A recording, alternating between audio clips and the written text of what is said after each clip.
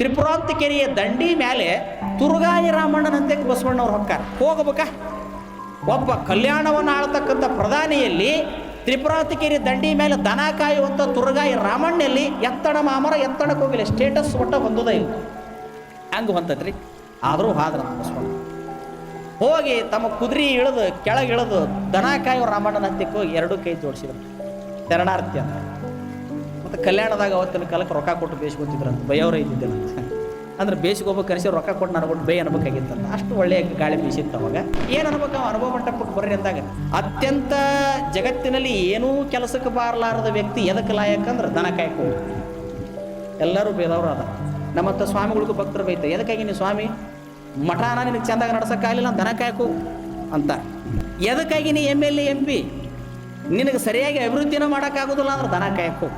ಮತ್ತು ನೀವು ನೋಡಬೇಡ್ರಿ ಗವಾಯಿಗಳು, ನೀವು ಬೇಯಿಸ್ಕೊಂಡವ್ರದ್ರಿ. ಹಾಡಾಕೆ ಬರಲಿಲ್ಲ ಅಂದ್ರೆ ದನ ಕಾಯ್ಕೋರಿ ಎಲ್ಲರಿಗೂ. ಮತ್ತು ನೀವು ಹೆಣ್ಮಕ್ಳು ಅಡುಗೆ ಮಾಡಕ್ಕೆ ಬರೋದಿಲ್ಲ, ನಿನಗೆ ಎಲ್ಲರ ದನ ಕಾಯ್ಕೊ. ಬಹುಶಃ ಈ ಜಗತ್ತಿನೊಳಗೆ ದನ ಕಾಯಕ್ಕೆ ಹೋಗ್ರಿ ಅಂತ ಬೇಯಿಸಿಕೊಳ್ಳದೆ ಇರ್ತಕ್ಕಂಥ ವ್ಯಕ್ತಿಗಳಿಲ್ಲ, ಎಲ್ಲರೂ ಬೇಯಿಸ್ಕೊಂಡು ಬಂದವ್ರು. ಈ ದೇಶದ ರಾಷ್ಟ್ರಪತಿಯಿಂದ ಹಿಡ್ಕೊಂಡು ಅತ್ಯಂತ ಕಡಿಮೆ ಮನುಷ್ಯನ ಸನ್ಕನು ಎಲ್ಲರೂ ಬೇಯಿಸಿಕೊಂಡವ್ರು ಅದರ ದನ ಕಾಯಕು ದನ ಕಾಯಕು ದನ ಕಾಯಕು. ಬಹುಶಃ ನನಗೆ ಅನಿಸ್ತೈತಿ ಇನ್ನು ಈ ಪ್ರಪಂಚದಲ್ಲಿ ದನ ಕಾಯೋರಿಗೆ ಭಾಳ ಕಿಮ್ಮತ್ತು ಬರ್ತೈತೆ ಅಂತ. ಅವ್ರಿಗೆ ಭಾಳ ಕಿಮ್ಮತ್ತು ಬರೋದಿಲ್ಲ. ಯಾಕೆ ಕಿಮ್ಮತ್ತು ಬರ್ತೈತೆ ಅಂದ್ರೆ ಸುಮ್ಮನೆ ನಿಮಗೊಂದು ಉದಾಹರಣೆ ಹೇಳ್ತೀನಿ. ಎಲ್ಲಿ ಹೋದರೂ ಈ ಪ್ರಸಂಗ ಹೇಳ್ತಿರ್ತೀನಿ ನಾನು. ಯಾಕಂದ್ರೆ ಒಕ್ಕಲತನ ಬಸವಣ್ಣನವರು ಜೀವನ ಚರಿತ್ರೆಯಲ್ಲಿ ಬರ್ತೈತಿ. ಅವರು ಕಲ್ಯಾಣದ ಮಂತ್ರಿಗಳಾಗಿದ್ದಾಗ ಕಳಿವಿಲೆ ಹೋಗಿ ತಮಗೆ ಅತ್ಯಂತ ಪ್ರಿಯವಾಗಿರ್ತಕ್ಕಂಥ ಕೃಷಿ ಕಾಯಕ ಮಾಡಿ ಬರ್ತಿದ್ರಂತ. ಅದಕ್ಕೆ ತಮ್ಮ ವಚನದಲ್ಲಿ ಬರೀತಾರೆ ಅವರು, ಕೃಷಿ ಕೃತ್ಯ ಕಾಯಕವ ಮಾಡುವ ಸದ್ಭಕ್ತನ ಪಾದವನ್ನು ಬದುಕಿಸಯ್ಯ, ಆತನ ತನು ಶುದ್ಧ ಮನಶುದ್ಧ. ಹಂತಪ್ಪ ಸದ್ಭಕ್ತನ ಮನೆಯ ಹೊಕ್ಕು ಲಿಂಗಾರ್ಚನೆಯ ಮಾಡುವ ಜಂಗಮವೇ ಪರಮ ಪಾವನ ಅನ್ನುವಂಥ ಮಾತನ್ನು ಬಸವಣ್ಣವ್ರು ಒಕ್ಕಲ್ತನಕ್ಕೆ ಭಾಳ ಕಿಮ್ಮತ್ತು ಕೊಟ್ಟ. ಒಕ್ಕಲಿಗೆ ಮುದ್ದಣ್ಣ ಅನ್ನುವಂಥ ಶರಣನೂ ಕೂಡ ಇದ್ದ. ಒಕ್ಕಲ್ತನ ಮಾಡೋರಿಗೆ ಬಸವಣ್ಣ ಮತ್ತು ಅವ್ರು ಹೋಗಿ ಕಳವಿಲೆ ಒಕ್ಕಲ್ತನ ಮಾಡಿ ಬಂದರು ಅಂತ ತಿಳ್ಕೊಂಡು ಕಾವ್ಯಗಳಲ್ಲಿ ಬರೀತಾರೆ. ಕೃಷಿ ಕೃತ್ಯ ಕಾಯಕವನ್ನು ಬಸವಣ್ಣವ್ರು ಮಾಡಿದ್ರಂತ. ಜಗತ್ತಿನ ರಾಟಿ ಮೇಟಿಗಳ ನಡಿಲಿಕ್ಕೆ ಒಕ್ಕಲ್ತನ ಭಾಳ ಶ್ರೇಷ್ಠ ಅನ್ನುವಂಥ ಸಿದ್ಧಾಂತಕ್ಕೆ ಬಸವಣ್ಣವ್ರು ಬಂದರಾಗಿದ್ದರು. ಮತ್ತು ಒಕ್ಕಲ್ತನಕ್ಕೆ ಪೂರಕವಾದದ್ದು ಯಾವುದು? ದನ ಕಾಯುವುದು. ಇದು ಬೇಕಾ? ಇದು ದನಗಳಿದ್ರೆ ಒಕ್ಕಲ್ತನ ಆಕೈತಿ, ದನಗಳಿಲ್ಲ ಅಂದ್ರೆ ಒಕ್ಕಲ್ತನ ಆಗೋದಿಲ್ಲ. ಅದಕ್ಕೆ ಇವ್ರು ಅಂದ್ರಂತ, ಈ ಬಸವಣ್ಣನವ್ರು ಏನಂದ್ರ ಅಂತ ತುರುಗಾಯಿ ರಾಮಣ್ಣಗ, ಪರಮಾತ್ಮ ಜನ ಕಾಯ್ತಾನ, ಅವ ಪಶುಪತಿ, ನೀ ದನ ಕಾಯ್ತಿ, ನೀ ಗೋಪತಿ, ನೀ ಮಾಡೋ ಕೆಲಸ ಅವ ಮಾಡೋ ಕೆಲಸ ಎರಡೂ ಒಂದ ಅದಾವ. ಇದನ್ನ ಅನುಭವ ಮಂಟಪದಾಗ ಬಂದು ಹೇಳ ಗಾನ ಖುಷಿಯಾಗಿ ಬಿಡ್ತಂತ. ಅವಂಗ ನಾನು ಎಲ್ಲರೂ ಬೇದಿದ್ರು ದನ ಕಾಯೋರ್ನ, ನಮ್ಮನ್ನೆಲ್ಲರೂ ಬೇದಿದ್ರು ಗೋಪತಿ. ಅವನ ವಚನದ ನಾಮಾಂಕಿತನು ಗೋಪತಿನಾಥ ಲಿಂಗವೇ ಅಂತಾನ. ನೆನಪಿಟ್ಕೋಬೇಕು ನೀವೆಲ್ಲ. ಆತ ಏನಂತಾನ? ಪಶುಪತಿ. ಸ್ವಾಮಿ ನೀನು ಶಾಶ್ವತ, ನೀನು ಎತ್ತಿದ ವಿರುದ್ಧ ಜಗವೆಲ್ಲರಿಯಲು. ಅದರಲ್ಲಿ ಬಸವಣ್ಣನ ವಚನ ಬರೀತಾರೆ, ಪಶುಪತಿ ಜಗಕ್ಕೆ ಏಕೈಕ ದೇವ, ಸ್ವರ್ಗ ಮರ್ತ್ಯ ಪಾತಾಳದೊಳಗಿನ ಒಬ್ಬನೇ ದೇವ, ಮಹಾದೇವ ಮಹಾದೇವ, ಇಲ್ಲಿಂದ ಮುಂದೆ ಶಬ್ದವಿಲ್ಲ ಅಂತ ಹೇಳ್ತಾರೆ. ಪಶುಪತಿ ಅನ್ನೋ ಶಬ್ದ ಶರಣರ ವಚನಕಾರರು ಬಳಸ್ತಾರೆ. ಅಲ್ಲಿ ಅವರೇನು ಹೇಳ್ತಾರ? ಪಶುಪತಿ ಈ ಪಶುಗಳನ್ನು ಅಂದರೆ ಜಗತ್ತಿನೊಳಗಿರ್ತಕ್ಕಂಥ ಎಲ್ಲ ಜೀವರಾಶಿ ಅನ್ನುವಂಥ ಪಶುಗಳನ್ನು ಕಾಯವ ಪತಿ, ಅವ ಪಶುಪತಿ. ನೀವು ಗೋವುಗಳನ್ನು ದನಗಳನ್ನು ಕಾಯವರು, ನೀವು ಗೋಪತಿ. ನೀವು ಇವನು ಕಾಯ್ತೀರಿ, ಅವ ಇವನು ಕಾಯ್ತಾನ. ನೀವು ಮಾಡೋ ಕೆಲಸ ಅವ ಮಾಡೋ ಕೆಲಸ ಎರಡೂ ಒಂದೇ ಐತಿ. ಅದನ್ನು ಒಂದು ಅನುಭವ ಮಂಟಪದಾಗ ಹೇಳ್ರಿ ಅಂದ್ರೆ ಅವ್ನಿಗೆ ಹಂಡೆ ಹಾಕಿ ದೊಡ್ಡ ಸಂತೋಷ ಆಯ್ತು. ಎಲ್ಲರೂ ನಮ್ಮನ್ನು ದೂರ ಇಟ್ಟಾರೋ ಯಪ್ಪ, ನೀವಪ್ಪ ನಮ್ಮನ್ನು ದೇವರ ಸಮಾನ ಹೋಲಿಸಿದ್ದು ನೋಡಪ್ಪ ಬಸವಣ್ಣ ಅನ್ನ. ಯಾಕಂದ್ರೆ ಈ ಜಗತ್ತಿನೊಳಗೆ ದನ ಕಾದವರ ಇವತ್ತು ಭಾಳ ದೊಡ್ಡ ದೊಡ್ಡ ಮಟ್ಟಕ್ಕೆ ಸ್ವಾಮಿಗಳಾಗ್ಯಾರ, ನಿಮ್ಗೆ ಗೊತ್ತಿರಲಿ. ದನ ಕಾದು ಬಂದವರ ಇವತ್ತು ಸಾಹಿತಿಗಳಾಗ್ಯಾರ, ಗೊತ್ತಿರಲಿ. ದನಗಳನ್ನು ಕಾದು ಬಂದವರ ಇವತ್ತು ಕವಿಗಳಾಗ್ಯಾರ, ಗೊತ್ತಿರಲಿ. ದನಗಳನ್ನು ಕಾದು ಬಂದವರ ಇವತ್ತು ದೊಡ್ಡ ದೊಡ್ಡ ದೇಶದ ಹುದ್ದೆಗೆ ಹೋಗ್ಯಾರ, ಗೊತ್ತಿರಲಿ. ಅಂದ್ರೆ ದನ ಕಾದು ಬಂದವರು ದೊಡ್ಡ ಸ್ಥಾನಕ್ಕೆ ಹೋಗ್ಯಾರನ್ರಿ ಅಜ್ಜಾರ ಅಂತ ಕೇಳಬೇಡ್ರಿ. ಬಟ್ ಅವ್ರು ಇದನ್ನು ಮಾಡಿ ಬಂದಾರ ಅಂತ ತಿಳ್ಕೊಂಡು ದೊಡ್ಡ ಅಂದ್ರೆ ದನ ಕಾಯವ್ರು ಕನಿಷ್ಠ ಅಲ್ಲ. ಹಂಗೆ ಒಂದು ಊರೊಳಗೆ ಒಂದು ಸಂದರ್ಭ ಬಂತು ಅಂತ ಹೇಳ್ತೀನಿ. ಒಬ್ಬ ಶಿಕ್ಷಕ ವಿದ್ಯಾರ್ಥಿಗಳು ಹೋಮ್ವರ್ಕ್ ಮಾಡ್ಕೊಂಡು ಬಂದಿದ್ದಿಲ್ಲಂತ. ಹೋಮ್ವರ್ಕ್ ಮಾಡಿಕೊಂಡು ಬರದೇ ಇರುವಂಥ ಸಂದರ್ಭದೊಳಗೆ ಬೈತಿದ್ನಂತ, ದನ ಕಾಯಕು ದನ ಕಾಯಕು. ಇದನ್ನು ಅದ ಸಾಲಿ ಹಿಂದನ ದನ ಕಾಯಿ ಹುಡುಗನ ಕಿವಿ ಕೇಳ್ತಿತ್ತಂತೆ. ಎಟ್ಟರ ಬೈತಿದ್ದ ನೀವು ಮಾಸ್ತರ್, ದನ ಕಾಯಕು ದನ ಕಾಯಕು. ಕೊನೆಗೆ ಆ ಹುಡುಗ ಬಂದು ಕೇಳಿದ್ನು, ಸರ ಆಗಾಲಿಂದ ಬೈಯಾಕತ್ತೀರಿ ದನ ಕಾಯಕು ರೀ ದನ ಕಾಯಕು, ಅವರೆಲ್ಲ ದನ ಕಾಯಪ್ಪ ಆದ್ರೆ ನೀವೇನು ಕಾಯಕ್ಕೆ ಹೋಗಿರಿ ಅಂತ ಕೇಳಿದ. ಸುಮ್ಮನೆ ಹಂಗೆ ತಮಾಷೆಗಾಗಿ ಕಟ್ಟಿ ತಗೊಳ್ರಿ. ಇದರಲ್ಲಿ ಒಂದು ತತ್ವನೂ ಐತಿ, ಇದರಲ್ಲಿ ಒಂದು ನೀತಿನೂ ಐತಿ, ನಿಮಗೆ ಗೊತ್ತಾಕೈತಿ. ಕೊನೆಗೆ ಸರ್ ಅಂದರು, ನೀ ಯಾರಪ್ಪ ಅಂತ ಕೇಳಿದ್ರು. ಇಟ್ಟೋ ತನಕ ಏನು ಬೈಯಾಕತ್ತಿದ್ರಲ್ಲ ಅದ್ರ ಲೀಡರ್ ಅಂತ ತಿಳ್ಕೊಡ್ರಿ ಅಂತ. ಅದ್ರ ಲೀಡರ್ ನಾನು ಅಂತ ತಿಳ್ಕೊಡ್ರಿ ಅಂತ. ಹಂಗಾರೆ ಇವನು ಕರ್ಕೊಂಡು ಹೋಗ್ಬೇಡ ಅಲ್ಲ ಅಂತಂದ್ರೆ ಅವ ಹೇಳ್ತಾನೆ, ಅವ ಸಾಲಿ ಒಳಗೆ ಕುಂತು ವಿದ್ಯೆ ಕಲ್ತಿಲ್ಲ, ಆದ್ರೆ ದನಗಳನ್ನು ಕಾಯ್ಕೊಂತ ಬುದ್ಧಿ ಭಾಳ ಚಂದ ಕಲ್ತಿದ್ದವ, ಲೋಕಾನುಭವ ಇತ್ತು. ಸರ್ ಅವ್ರನ್ನ ಕರ್ಕೊಂಡು ಹೋಗೋದು ದೊಡ್ಡದಲ್ಲ, ಅವ್ರನ್ನ ನಾ ಕರ್ಕೊಂಡು ಹೋಗಿ ಅಂದ್ರೆ ನಿಮ್ಮನ್ನು ಸರ್ಕಾರದವ್ರು ಬೇರೆ ಕಡೆ ಕಳಿಸ್ತಾರೆ, ಇದನ್ನು ವಿಚಾರ ಮಾಡ್ರಿ. ಆಯಿತು, ನೀವು ದನ ಕಾಯಕೋರು ಅಂತೀರಿ. ದನ ಕಾಯೋರು ಅಂದ್ರೆ ಅಷ್ಟು ಕಡಿಮೆ ದರ್ಜೆಯವರು ನಾವು. ಹೌದು, ಮತ್ತೆ ಏನು ಗೊತ್ತೈತಿ ನಿಮ್ಗೆ ದನ ಕಾಯೋರಿಗೆ? ಮನೆಗೆ ಆ ಹುಡುಗ ಕೇಳ್ತಾರೆ, ನೀವು ಈ ವೃತ್ತಿಗೆ ಬರ್ಬೇಕಾದ್ರೆ ಎಷ್ಟು ಕಷ್ಟಪಟ್ಟಿರಿ ಅಂತ ಕೇಳಿ. ನಾನು 20 ವರ್ಷ ಕಣ್ಣಾಗಿ ಎಣ್ಣೆ ಬಿಟ್ಕೊಂಡು ಹೋಗಿದ್ದೀನಿ. ಸರ್ವಿಸ್ ಎಷ್ಟು ನಿಮಗಂತ? 18. ಸರ್ಕಾರದವ್ರು ಪಗಾರ ಎಷ್ಟು ಕೊಡ್ತಾರೆ? 25,000. ಸೂಟಿ ಎಷ್ಟು ನಿಮಗಂತ ಕೇಳಿದೆ. ವಾರದಾಗ ಒಂದು ಶನಿವಾರ ಅರ್ಧ ಇರ್ತೈತಿ, ರವಿವಾರ ಒಂದು ಪೂರ್ತಿ ಇರ್ತೈತಿ. ರಜಾ ಎಷ್ಟು ಇರ್ತಾವೆ? ತಿಂಗಳದಾಗ 3 ಇರ್ತಾವೆ. ಡ್ಯೂಟಿ ಎಷ್ಟೊತ್ತಿನ ಮಟ್ಟ ಮಾಡ್ಬೇಕು? ದಿವ್ಸಕ್ಕೆ 8 ತಾಸು ಡ್ಯೂಟಿ ಮಾಡೋಕೆ. ಮಾಡಲಿಲ್ಲ ಅಂದ್ರೆ ತಪ್ಪಾಕೈತೆ. ದಿವ್ಸಕ್ಕೆ 8 ತಾಸು ಡ್ಯೂಟಿ ಮಾಡೋದು ಅಂತೀರಿ, ವಾರದಾಗ ನಿಮಗೆ 1 ಸೂಟಿ ಅಂತೀರಿ, ಅರ್ಧ ರಜಾ ಅಂತೀರಿ, ತಿಂಗಳದಾಗ 3 ರಜಾ ಸಿಗ್ತಾವಂತೀರಿ. ಮತ್ತು 20 ವರ್ಷ ಓದಿರಿ, 18 ವರ್ಷ ಸರ್ವಿಸ್ ಮಾಡಾಕತ್ತೀರಿ, 25,000 ರೂಪಾಯಿ ನೀವು ಸಂಬಳ ತೊಗೊತೀರಿ. ನಾನು ಮುಂಜಾನೆ ನಿಮ್ಮ ಸಾಲ ಚಲವಾಗಿರ್ತೈತಿ, 10ಕ್ಕೆ ನಾ 12ಕ್ಕೆ ಬರ್ತೀನಿ ದನ ತೊಗೊಂಡು ಅಂತ ಹೇಳಿ. ನಾನು 12 ಗಂಟೆಗೆ ನನ್ನ ದನಗಳನ್ನು ತೊಗೊಂಡು ಬರ್ತೀನಿ. ಮತ್ತು ನಮ್ಮ ದನನೂ ಎಷ್ಟು ಚಲೋ ಅದಾವ ಅಂದ್ರೆ ನಾ ಇದ್ರೆ ಅಟ್ಟ ಚಂದ ಇರ್ತದೆ. ನಾವು ಹೋಗಬೇಡ ಅಂದಲ್ಲಿ ಹೋಗೋದಿಲ್ಲ, ನಾ ನಿಂದ್ರಬೇಡ ಅಂದ ಜಾಗದಾಗ ನಿಂದ್ರೋದಿಲ್ಲ. ಒಟ್ಟು ಚಲೋ ಅದಾವ ನನ್ನ ದನಗಳು. ಮನುಷ್ಯರ ಮಾತು ಕೇಳೋದಿಲ್ಲ, ಅಷ್ಟು ಚಲೋ ಕೇಳ್ತಾವೆ ನನ್ನ ದನಗಳು. ನಾ ಏನು ಮಾಡೋದಿಲ್ಲ, ನಿಮ್ಮ ಪಾಠ ನಡೆದಿರ್ತೈತಿ, ಗಿಡದ ಬುಡಕ್ಕೆ ನಾ ಆರಾಮ ಮಕ್ಕೊಂಡಿರ್ತೀನಿ, ಅವು ಮೈತಾವೆ. 12ರಿಂದ 2 ತಾಸು 2 ಗಂಟೆ ಬಿಟ್ಟು ಮೇಯಿಸ್ತೀನಿ. ಒಮ್ಮೆ ಸೀಟಿ ಹೊಡಿತೀನಿ, ಒಟ್ಟು ಮಾಲಕ್ಕೆ ಕರೆದಂತ ಬರ್ತಾವ. ಮನೆಗೆ ಒಯ್ತೀನಿ, ಎಲ್ಲಾನು ಕಟ್ತೀನಿ, ನೀರು ಕುಡಿಸ್ತೀನಿ, ಅವಕ್ಕೊಂದಿಟ್ಟು ಮೇವು ಹಾಕ್ತೀನಿ, ಆರಾಮ ಅಡ್ಡಾಡ್ತೀನಿ. ಹೊತ್ತು ಮುಡ್ಕೊಂಬಿಟ್ಟ ಅಂತ ಯಾರು ನನಗೆ ಕೇಳೋದೇ ನೋಡ್ರಿ, ತಮ್ಮಟ್ಟಕ್ಕೆ ತಾವಿರ್ತಾವೋ. ನಾ ಯಾರನ್ನೂ ಕೇಳಂಗಿಲ್ಲ. ಹೊತ್ತು ಮುಳುಗಿದ ಮೇಲೆ ಒಮ್ಮೆಗೆ 6 ಗಂಟೆಗೆ ಬರ್ತೀನಿ. ಹುಟ್ಟು ಹಾಲುಗಳು ತಾವ ಮಾಲಕ್ಕೆ ಬರ್ತಾನಿನ್ನ ಅಂತ ತಿಳ್ಕೊಂಡು ಕೆಚ್ಚಲು ತುಂಬ್ಕೊಂಡು ನಿಂತಿರ್ತಾವ. ಹುಟ್ಟು ಹಿಡ್ಕೊತೀನಿ, ಹಾಕಿ ಬರ್ತೀನಿ ಡೈರಿಗೆ ಹಾಲನ್ನು. ಮತ್ತೇನು ಮಾಡ್ತೀನಿ, ಮತ್ತೆ ರಾತ್ರಿ ಬಂದು ಒಮ್ಮೆ ನೀರು ಕುಡಿಸ್ತೀನಿ, ಅವಕ್ಕೆಲ್ಲ ಮೇವು ಹಾಕ್ತೀನಿ, ಸುಮ್ಮನೆ ಕಟ್ತೀನಿ. ಮತ್ತು ಮುಂಜಾನೆ ಮತ್ತೆ ರೆಡಿ ಆಗಿಬಿಟ್ಟಿರ್ತಾವೆ ಹಿಂಡಕಾಲೆ. ಒಮ್ಮೆ ಹಿಂಡಿ ಮತ್ತೆ ಹಾಕಿ ಮತ್ತೆ 3 ತಾಸು ಅಡ್ಡಾಡಿ ಬಂದು 12ಕ್ಕೆ ನಾ ತೊಗೊಂಬರ್ತೀನಿ.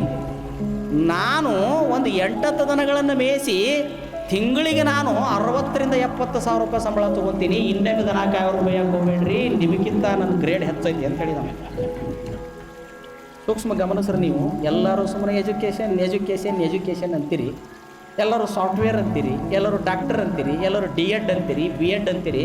ತುಂಬ್ಕೊಳ್ಳೋರು ಎಷ್ಟು ತುಂಬ್ಕೊತಾರವ್ರು ಸೀಟ, ಎಷ್ಟು ತುಂಬ್ಕೊತಾರವ್ರು. 1 ವರ್ಷಕ್ಕೆ 65,000 ಜನ D.Ed ಕಲ್ತು ಹೊರಗೆ ಬರ್ತಾರೆ. 1 ವರ್ಷಕ್ಕೆ 72,500 ಜನ B.Ed ಕಲ್ತು ಹೊರಗೆ ಬರ್ತಾರೆ. ಸರ್ಕಾರದವ್ರು 10 ವರ್ಷಕ್ಕೊಮ್ಮೆ 3,000 ಪೋಸ್ಟು 4,000 ಪೋಸ್ಟ್ ತುಂಬ್ಕೊತಾರೆ. ಹುಯ್ ಅಂತ ಸಾಫ್ಟ್ವೇರ್ ಮಾಡ್ತೀರಿ. ಇಪ್ರೋ ಅಂತ ಕಂಪ್ನಿಯಾಗ 3 ಸೀಟಿಗೆ ಇಂಟ್ರ್ಯೂ ಕರೆದ್ರೆ 10,000 ಮಂದಿ ಸೀಟ್ ಅಲ್ಲಿ ಇಂಟ್ರ್ಯೂ ಕೊಡಕ್ಕೆ ಹೋಗ್ತಾರ. ಎಲ್ಲಿ ವ್ಯವಸ್ಥೆ ಐತಿ? ಅದಕ್ಕೆ ಜಗತ್ತಿನೊಳಗೆ ಬರೀ ಎಲ್ಲರನ್ನೂ ನೌಕರಿ ಮಾಡಕ್ಕೆ ಹಚ್ಚಬೇಡ್ರಿ. ನಮ್ಮ ನೆಲದ ಗುಣ ಒಕ್ಕಲ್ತನ, ದನ ಕಾಯೋದು, ಮುಂದೆ ಇದಕ್ಕೆ ಕಿಮ್ಮತ್ತು ಬರ್ತೈತಿ. ಯಾಕಂದ್ರೆ ಶರಣರು ಹೇಳ್ಯಾರ, ಕೃಷಿಕೃತ್ಯ ಕಾಯಕವ ಮಾಡುವ ಸದ್ಭಕ್ತನ ಪಾದ ತೋರಿಸು ಅಂತೇಳಿ. ಒಕ್ಕಲತನಕ್ಕೆ ಬಂದು ಕಿಮ್ಮತ್ತ, ಹೈನುಗಾರಿಕೆ ಬಂದು ಕಿಮ್ಮತ್ತ ಎದಕ್ಕೂ ಬರೋದಿಲ್ಲ. ಅದಕ್ಕೆ ಮನೆಯಾಗ ಮಕ್ಕಳಿದ್ರೆ ಸಾಲಿ ಕಲಿಸ್ರಿ ಬೇಡ ಅನ್ನೋದಿಲ್ಲ, ಅವ್ರನ್ನ ಸಂಬಂಧಪಟ್ಟಂಗೆ ಒಂದಿಟ್ಟು ಅಗ್ರಿಕಲ್ಚರ್ ಕೃಷಿ ಮಾಡೋಕ್ಕೂ ಕಲಿಸ್ರಿ ಅಂತ ಹೇಳ್ಬೇಕಾಗಿತ್ತು. ಯಾಕಂದ್ರೆ ಒಕ್ಕಲ್ತನ ಮಾಡೋರು ಕನ್ಯಾನ ಕೊಡೋದಿಲ್ಲ, ಅದು ಒಂದು ದೊಡ್ಡ ಸಮಸ್ಯೆ ಐತಿ. ನನಗೊಬ್ಬ ಹುಡುಗ ಪತ್ರ ಬರೋದು ಒಂದು ಪ್ರವಚನದಲ್ಲಿ, ನೀವು ನೋಡಿದ್ರೆ ಒಕ್ಕಲ್ತನ ಮಾಡಿರ್ತೀರಿ, ದನ ಕಾಯಿರ್ತೀರಿ, ನಾಳೆ ನಮಗೆ ಕನ್ಯೆ ಕೊಡೋರು ಯಾರು ಅಂತೇಳಿ. ಮತ್ತು ಜನನೂ ಎಷ್ಟು ಸುಪೀರಿಯರ್ ಅದಾರ ಅಂತಂದ್ರೆ ಒಕ್ಕಲ್ತನ ಮಾಡೋರಿಗೆ ದನಕಾರ ಕೊಟ್ಟರೆ ಕನ್ಯೆ ಕೊಡೋದಿಲ್ಲ. ಅಂದರೆ ಕಡಿಮೆ ಡಿಗ್ರಿ ಅಂತ ತಿಳ್ಕೊಂಡಾರ ಅವರು. ನಮ್ಮಲ್ಲಿ ಧಾರವಾಡ ತಾಲೂಕಿನಂತೆ ಒಂದು ಹಳ್ಳಿ ಐತಿ, ಮನ್ಸೂರ್ ಅಂತೇಳಿ. ಮಲ್ಲಿಕಾರ್ಜುನ ಮನ್ಸೂರ್ ಅಂತ ಒಬ್ಬ ದೊಡ್ಡ ಸಂಗೀತಗಾರರಾಗಿ ಹೋದ್ರು. ಧಾರವಾಡ ಮೃತ್ಯುಂಜಯ ಸ್ವಾಮಿ ಶಿಷ್ಯರವರು ವಚನಗಳನ್ನು ಮೊದಲು ವಚನರು ಸಂಗೀತ ರೂಪದಲ್ಲಿ ಹಾಡಿದವರು ಮಲ್ಲಿಕಾರ್ಜುನ ಮನ್ಸೂರ್ ಮತ್ತು ಸಿದ್ದರಾಮ ಜಂಬುಲುದ್ದೀನ್ ಇವರಿಬ್ಬರಿಗೆ ಸಂತ ವ್ಯಾಸರಾಯ ಮೊದಲು ವಚನಗಳನ್ನು ಹಾಡಿದವರು. ವಚನ ಹಾಡಕ್ಕೆ ಬರೋದಿಲ್ಲ, ಅವು ಹೇಳಕ್ಕಾಟ ಬರ್ತಾವಂತ ಹೇಳಿದ್ರು ಒಬ್ಬ ಪಂಡಿತರು. ಅವ್ರ ಹೆಸರು ನಾನು ಹೇಳೋದಿಲ್ಲ. ಆದರೆ ಇವರಂದರು ಧಾರವಾಡದ ಆಕಾಶವಾಣಿ ಪ್ರಾರಂಭ ಆಗೋಕ್ಕಿಂತ ಮೊದಲು ಬಾಂಬೆ ಆಕಾಶವಾಣಿ ಇವ್ರನ್ನ ಕರೆದ್ರೆ ಮಲ್ಲಿಕಾರ್ಜುನ ಮನ್ಸೂರ್ ಅಂದ್ರೆ ಮೊದಲು ನಾವು ವಚನ ಹಾಡೋಣ.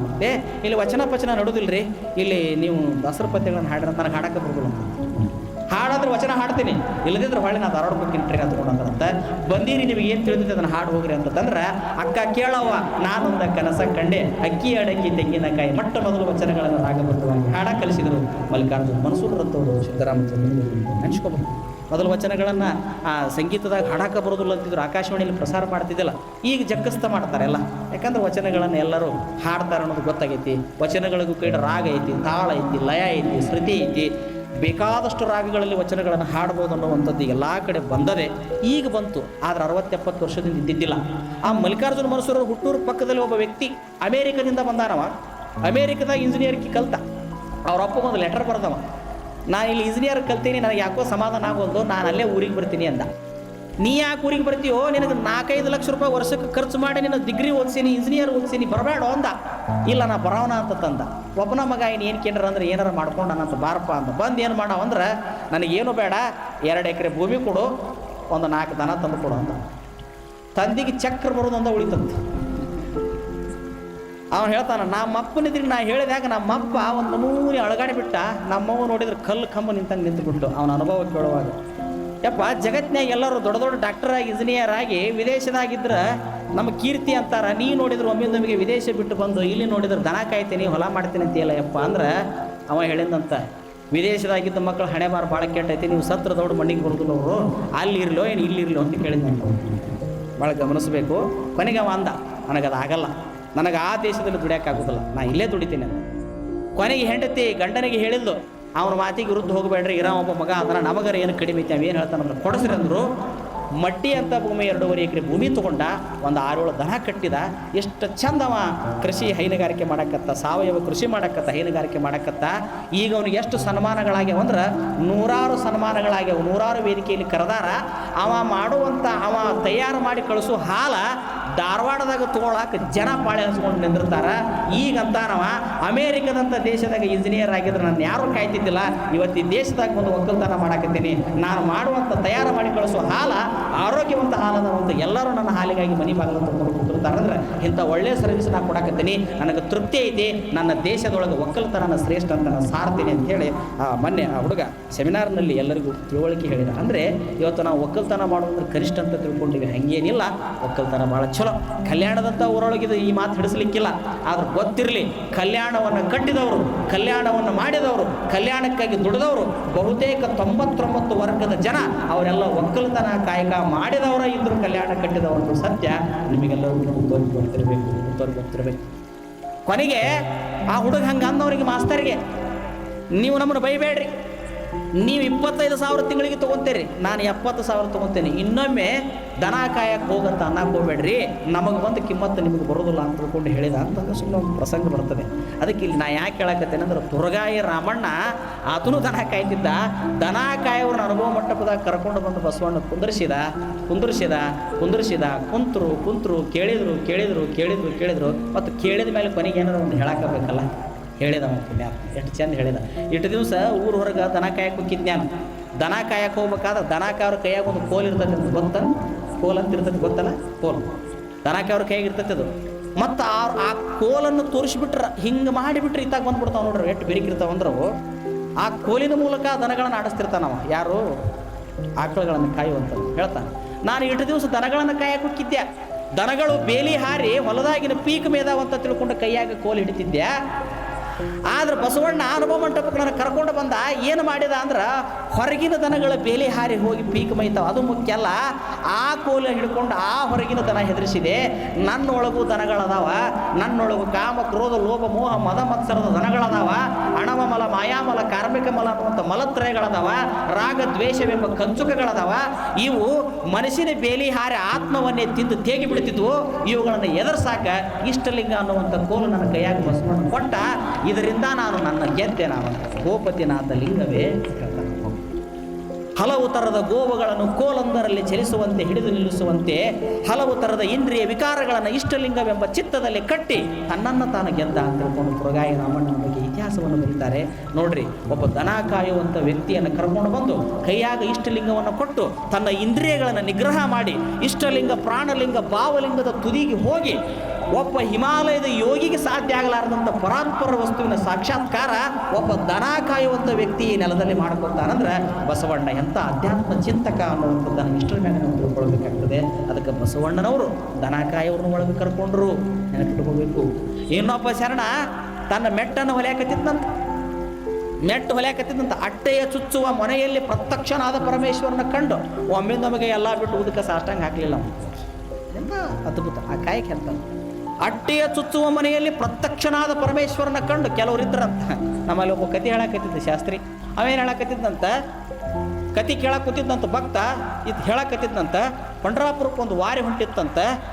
ಅದಕ್ಕೆ ಆತನ ಸೇವಾ ಮಾಡಕತ್ತು ಬಿಟ್ರೆ ನಮ್ಮ ಸೇವಾ ಆತ ಬಂದು ಮಾಡ್ತಾನ ಅಂತ ಇದು ಹೇಳಿದ.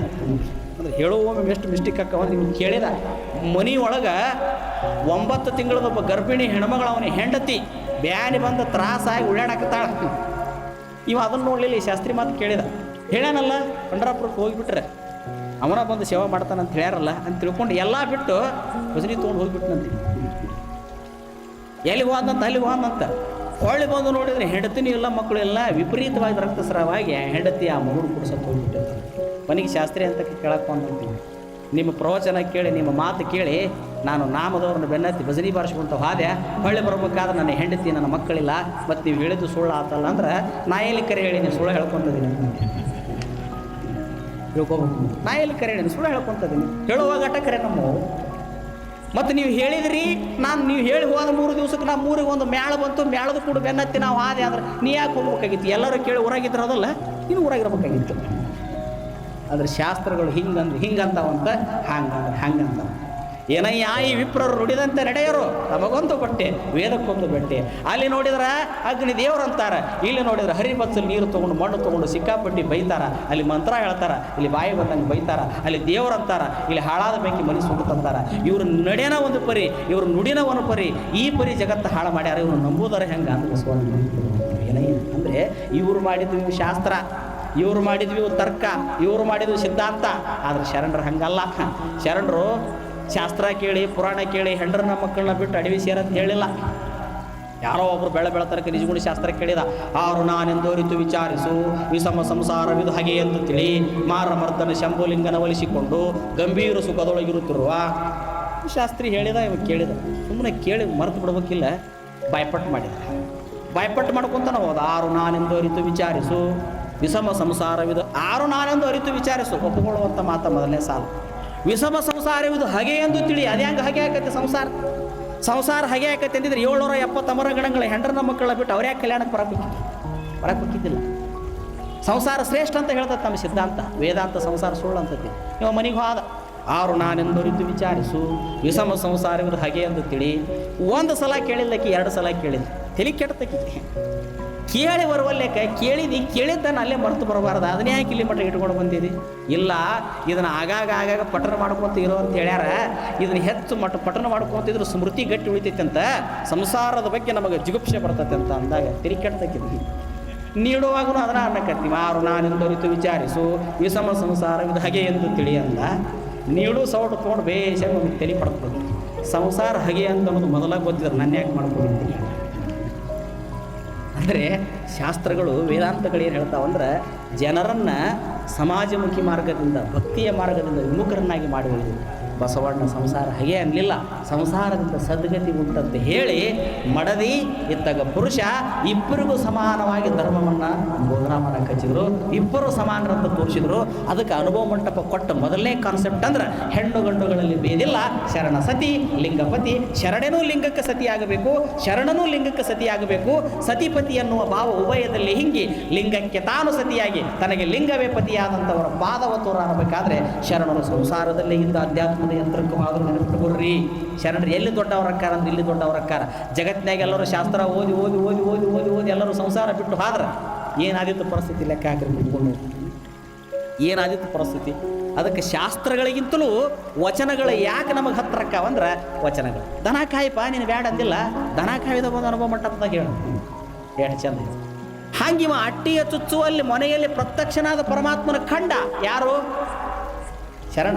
ಕಂಡು ಏನಂದ, ಯಾರು ನೀನು ಹೊತ್ತು ಭಜನೆ ಮಾಡ್ಕೊತ ಕುಂತಾರ ಅವ್ರಿಗೆ ಪ್ರತ್ಯಕ್ಷ ಆಗಿ ಅವ್ರಿಗೆ ಹೊರ ಕೊಡಕ್ಕೆ ಹೋಗೋಮರ ನಾ ಕಾಯ್ಕ ಮಾಡಕತ್ತೀನಿ, ಇಲ್ಲಿ ಯಾಕೆ ಬಂದು ನನಗೆ ಡಿಸ್ಟರ್ಬ್ ಮಾಡ್ತೀನಿ.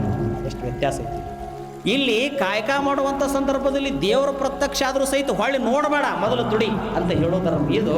ಅಲ್ಲೇನೈತಿ, ದುಡಿದು ತೊಗೊಂಡು ಬಂದೆಲ್ಲ ದೇವಸ್ಥಾನಕ್ಕೆ ಹಾಕಿ ಸಾಷ್ಟಾಂಗ ಹಾಕಿ ನೀ ಸುಮ್ಮನೆ ಮನೆಗೆ ಹೋಗುತ್ತೆ ಹೇಳೋದರ ಅಲ್ಲೈತಿ.